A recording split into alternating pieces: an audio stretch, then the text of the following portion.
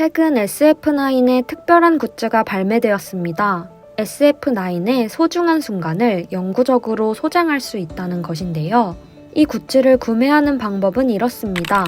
먼저 모먼트 오브 아티스트라는 페이지에 접속합니다. 페이지에서 온리라는 열쇠를 구매할 수 있는데요. 이 온리라는 열쇠를 가지고 SF9과의 순간을 열 수 있습니다. 열쇠 하나의 가격은 $9인데요. 제가 한번 구매해봤습니다. 이 열쇠를 구입하면 열쇠 하나당 총 3개의 문을 열 수 있습니다. 각각의 문을 열면 상자를 얻을 수 있는데요.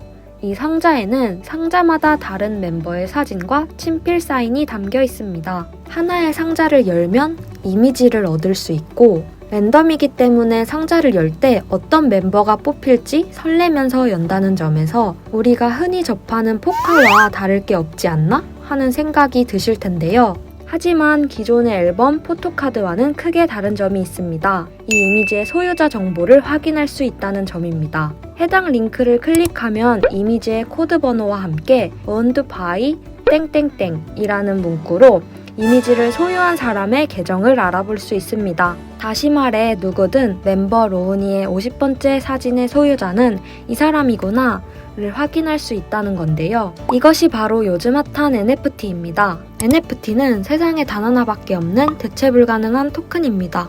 어떤 디지털 파일을 NFT 토큰으로 만들면 그 파일의 원본에 고유 번호를 부여하게 되고 누가 만들었고 누가 주인이고 누구한테 얼마에 양도됐는지가 모두 기록됩니다. 다시 말해 원본의 소유자는 땡땡땡 한 명이라고 증명할 수 있는 기술이 바로 NFT라는 것입니다. 전문가들은 NFT에 대해 이렇게 말했습니다. NFT는 능동적인 팬덤 활동에 대한 보상을 제공하는 자산이 될 것이고 아티스트의 무형자산만으로 수익화가 가능한 시대가 오고 있다.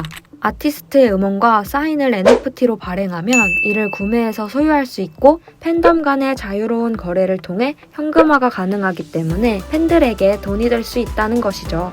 세상에 단 하나뿐인 포토카드, 전 세계 500개 안정의 NFT 앨범, 이들을 내 이름으로 소유할 수 있다? 생각만 해도 팬들은 소유욕이 불타오르죠. 그리고 그것을 되팔았을 때의 가격 또한 부르는 게 값일 것입니다. 또 아티스트의 무형자산만으로 수익화가 가능하다는 말은 NFT 기술을 활용하면 단순히 사진, 음원만 팔 수 있는 것이 아니라 아티스트의 일거수일투족 모두를 팔 수 있게 된다는 뜻입니다. BTS가 인스타그램에 처음으로 올린 게시물, 블랙핑크가 연습생 시절 적었던 일기장 속 멘트, 디지털 공간 한 켠에 소중히 간직해 꺼내보았던 것들은 또 얼마에 팔릴 수 있을까요? 그리고 이것이 정말 팬들 입장에서도 좋은 거래일까요? NFT 굿즈를 직접 구매한 경험이 있는 팬들에게 물었습니다. 내가 유일하게 소유했다라는 것이 이 굿즈의 특징인데 내가 정말 그 소유권을 가지고 있다는 게 현실성이 느껴지지 않았어요. 온라인상의 이미지다 보니까 핸드폰 속에 수많은 다른 보통 이미지처럼 느끼게 됐고 그래서 차라리 종이 형식의 포토카드를 더 개발하는 편이 좋을 것 같아요. 굳이? 이런 느낌. 물론 모먼트 오브 아티스트의 굿즈가 사진이라서 더 그렇게 느낄지 모르겠고요. 이와 같은 포맷이라면 돈 주고 다른 굿즈를 구입하고 싶다는 생각은 안 들었습니다. 아직은 NFT의 가장 큰 특징인 소유권이 팬들에게 크게 와닿지 않는 모습인데요. 오히려 내 손 안에 넣을 수 있는 실물에 더 큰 매력을 느끼고 있었습니다. 그럼에도 팬들은 NFT가 어쩔 수 없는 미래형 굿즈라면 받아들일 수밖에 없다는 의견도 내비쳤습니다. 아직 구매해본 적은 없습니다.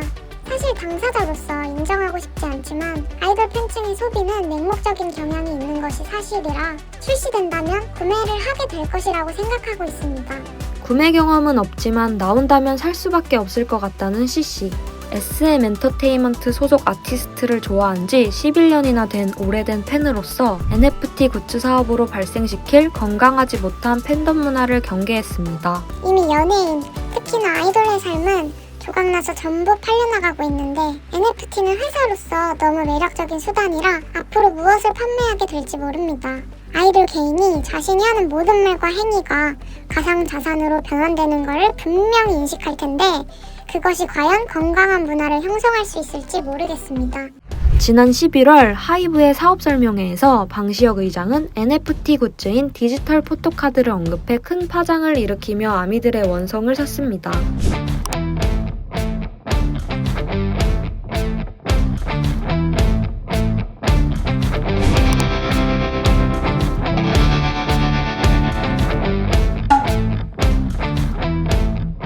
NFT는 엔터계뿐만 아니라 전 분야의 미래 산업 키워드로 떠올랐습니다. 그중 소비자의 원성이 유독 깊은 곳이 엔터계입니다.